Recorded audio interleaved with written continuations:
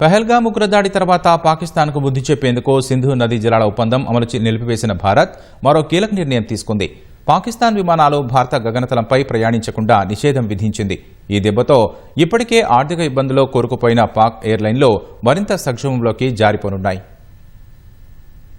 పహల్గామ్ ఉగ్రదాడి నేపథ్యంలో భారత్ పాకిస్తాన్ సరిహద్దుల్లో ఉద్రిక్త పరిస్థితులు కొనసాగుతూనే ఉన్నాయి. కాల్పుల విరమణ ఒప్పందాన్ని ఉల్లంఘిస్తూ కాల్పులకు దిగుతున్న పొరుగు దేశానికి దీటైన జవాబిస్తున్న భారత్ మరో కీలక నిర్ణయం తీసుకుంది. పాక్ విమానయాన సంస్థలకు భారత గగనతలాన్ని మూసివేసింది.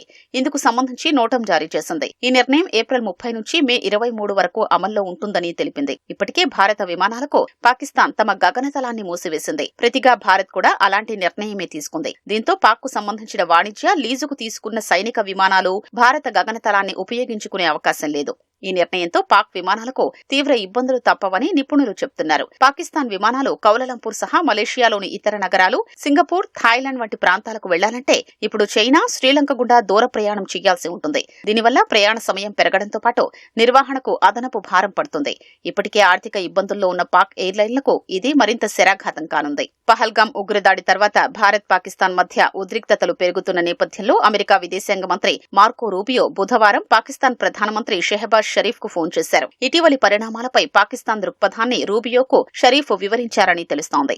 ఇదే సమయంలో పహల్గామ్ ఉగ్రదాడితో తమకు ఎలాంటి సంబంధం లేదని పాకిస్తాన్ బుకాయించింది. భారత్ రెచ్చగొట్టే చర్యలకు పాల్పడితే తమ ప్రతిస్పందన బలంగా ఉంటుందని బీరాలు పలికింది. పహల్గామ్ ఉగ్రదాడిలో పారదర్శక దర్యాప్తు జరగాలని పాక్ విదేశాంగ కార్యాలయ అధికారులు డిమాండ్ చేశారు. ఉద్రిక్తతలు తీవ్రం చేయొద్దని భారత్ పాకిస్తాన్లకు అమెరికా సూచించింది. కశ్మీర్ పరిస్థితులపై ఇరు దేశాలతో సంప్రదిస్తున్నట్లు అమెరికా విదేశాంగ శాఖ ప్రతినిధి టామీ బ్రూస్ చెప్పారు.